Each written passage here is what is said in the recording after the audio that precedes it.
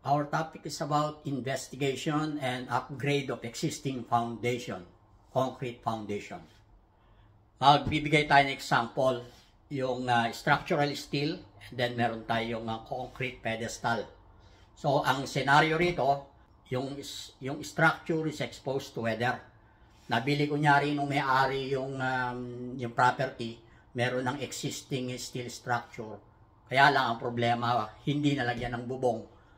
So yung structure, particularly yung ating steel at saka yung concrete pedestal, naka-expose sa ulan at saka sa araw for years.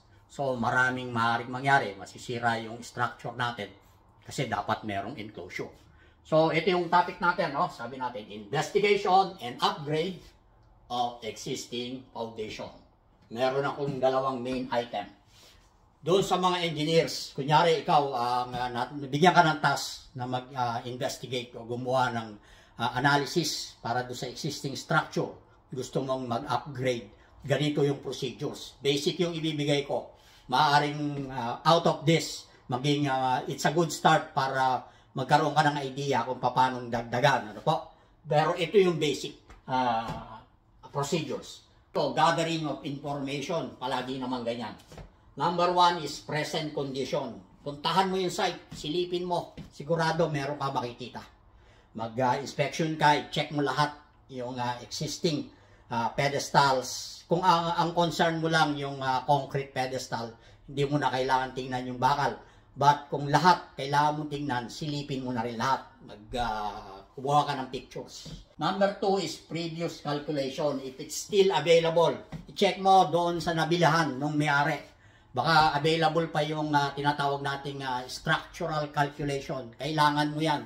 Kasi diyan ka magsisimula. I-analyze mo yung future loads. Number three is as-built drawings. Palagi ito. Ano po? Pag natapos yung project, yung contractor gumagawa siya ng as-built drawing. Kasi hindi natin alam yung mga nakatago.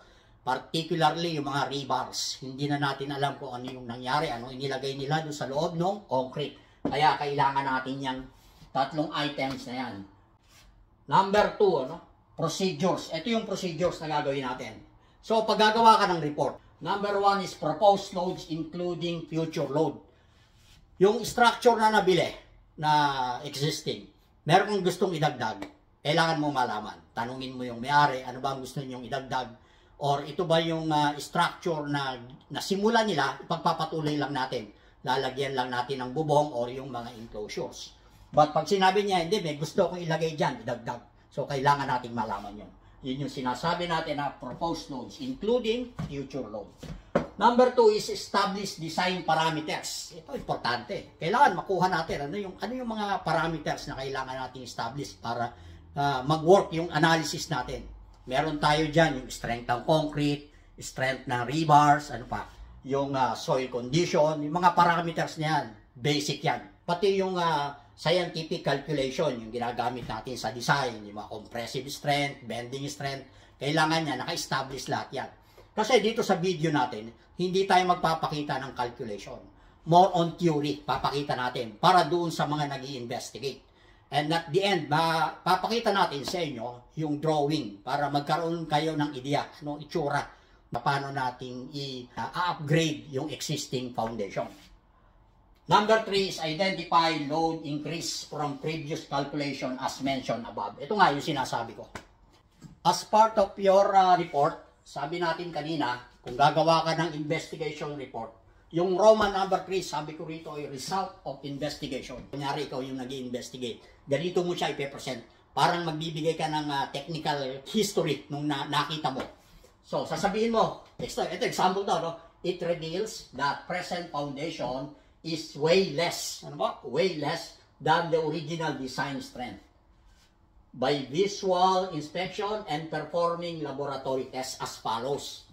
Number 1 bullet, sabi ko dito, exposed to weather for years that results to dilapidation of concrete surface. Ano yun? Kunyari, nakita mo, medyo nagkaroon na ng mga cracks dahil naka-expose to weather.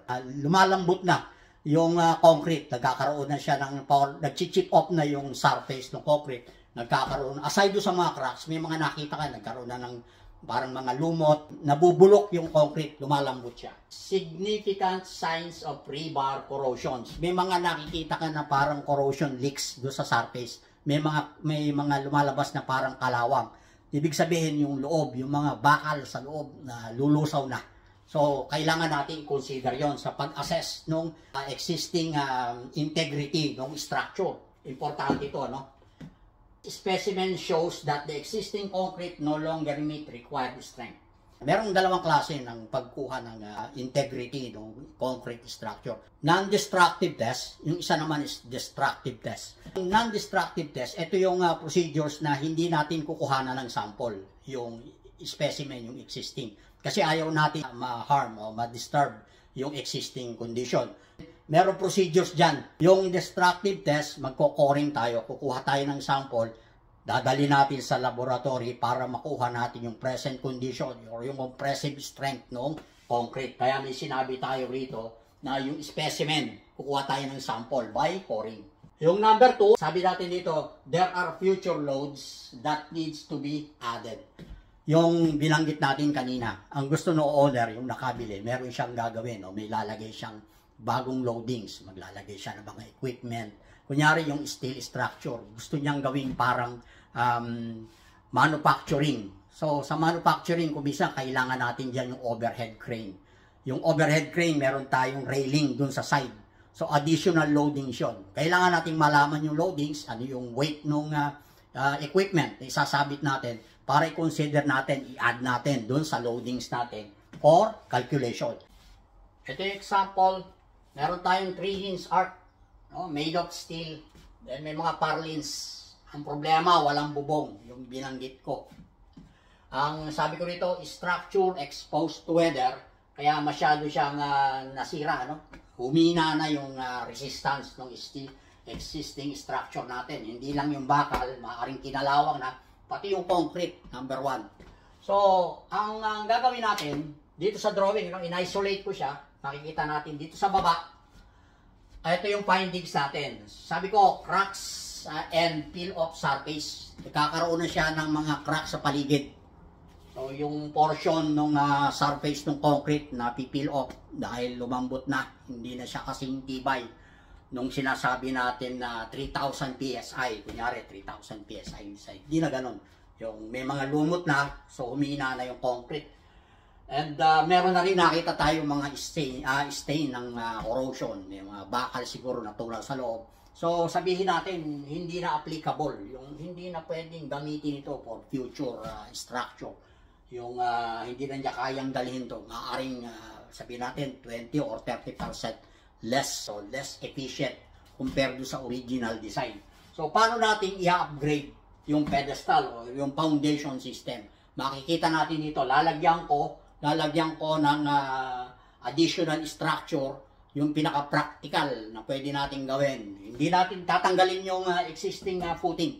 Meron ako ipapakita sa inyong sample, yung ilalagay natin na solution. Paano natin i-upgrade yung foundation system. Makikita ninyo rito yung recommended solution. Paano natin i-upgrade yung structural foundation natin. Yung lahat ng red, bagong concrete niyan. Sabi natin dito, new concrete pedestal both sides. Kung ito yung existing pedestal natin, yung black, may mga dots na yan, black. Yan yung existing configuration ng foundation. I-chip off natin yung side, tatanggalin natin yung mga loose concrete before we install yung new concrete. Lahat ng red, sabi ko, no? Lahat ng red. Ang gagawin ko, mag-i-introduce tayo ng needle beam. Tinatawag natin needle beam, parang tinuhog natin yung existing pedestal. Pero tatanggalin natin, kasi para makapasok yung mga bakal ng needle beam. Aalisin natin tong portion na to, yung existing pedestal. Pag natanggal, lalagay natin ang bakal, yung reinforcement ng needle beam. Yung gagawin natin pedestal is both sides. Nababasa nyo rito, no? New concrete pedestal, both sides. Hindi na tayo maglalagay doon sa kabilang direction. Dalawang side lang lalagyan natin. I-match natin yung thickness kung ano yung existing. But depende pa rin doon sa calculation. Kaya sinabi ko kanina, kung natandaan ninyo, i-check natin yung future load. Baka it might require a bigger pedestal. But kung ma-check ninyo, enough na yung dalawang size. Dalawang side na lang yung lalagyan ng concrete pedestal. Makikita ninyo rito yung rebars. Lahat ng berde, lahat ng green lines, yan yung rebar. Nag-drill ako, nilagyan ko ng grout. Nag-drill tayo dito sa existing foundation. Kung nakikita ninyo, no? Lalagyan natin siya ng rebar, ipapasok natin. Minimum 6 inches. Kung magagawa natin mas malalim yung drill, mas maganda, ano po. And then pag na-shoot nyo siya, natural, dapat mas malaki yung drill natin para merong room doon sa epoxy. Kasi lalagyan natin ng epoxy yung between rebar na ipapasok natin at saka yung hole. Kaya dapat yung hole, yung drilling hole natin is bigger than rebar. Natural, para maipasok natin. And then sabi ko nga, para magkaroon ng room yung epoxy. Pasok natin lahat doon, iabang natin, lagyan natin ng formworks inside. Bago natin ibuhos yung bagong concrete, yung new concrete. But sabi ko dito, no, sabi ko, check if future load requires bigger footing. Kanina may sinabi tayo, i-check natin, ano, huhukayin natin. Huhukayin natin itong existing foundation. But take note, wag nating palalagpasin dito sa ilalim ng pounding depth ng existing foundation. As much as possible, wag tayong makarating sa pounding depth ng existing para hindi ma-disturb. Kasi matagal nang naka-confine yung foundation. Stable na siya dyan. Huwag ninyong galawin yan. Hanggang dito lang tayo sa ibabaw. Papatong natin yung existing. But, sabi ko rito, if it requires a bigger foundation, base doon sa calculation natin, mag-extend tayo dito sa side. So, meaning maglalagyan tayo ng extension na bagong concrete. Parang magkakaroon ng return. Liliko siya dito. Maghuhukay ka pa rito, mag-extend ka base doon sa requirement ng calculation mo. But sabi ko nga, hindi tayo dapat humukay ng mas malalim doon sa pounding depth. Maglalagay din tayo rito ng rebar o i-drill kagaya nito na ginawa ko. Maglalagay tayo ng rebar na ka-L-shape bago natin ibuhos yung extension ng concrete doon sa side. Kung kailangan. But kung hindi, okay na itong ginawa natin. Ano, yung pinakita ko sa inyo. Then dito sa upper part, ito yung existing. Hindi natin gagalawin yan dahil existing yan. But ang ikukuhan ko lang sa inyo, i-recommend ko sa inyo, make sure na yung support natin dito sa taas, ano, bago natin hukayin ito, maglagay tayo ng mga tukod. May mga tukod. Kasi meron naman girder yan dito sa side. Tutukuran natin yung tabi ng poste. Dapat enough, ano, adequate yung support natin. Kasi pag hinukay mo yan, baka gumalaw. Kailangan natin lagyan ng enough support bago tayo magkaroon ng excavation. And then, yun nga, alisin natin yung portion na to. Huwag kayong gagamit ng jackhammer. As much as possible, manual chipping para hindi mabali. Baka mamaya mabali ito dahil malutong na yan. Although, dito sa design natin, parang nineglect na natin yung existing pedestal dahil naglagay na tayo ng bago. Base dun sa design natin, yung kinalculate natin kung gaano kakapal itong ilalagay natin. So, maglagay din tayo ng sarili nating bakal. Parang sinasabi natin na ini-ignore na natin yung pedestal na existing. Although, gagamitin pa rin natin yung existing footing, yung sumasalud sa pedestal. Naglagay lang tayo ng extension, in-rail natin, para kumapit yung bagong rebars nung inintroduce natin concrete pedestal at saka yung needle beam.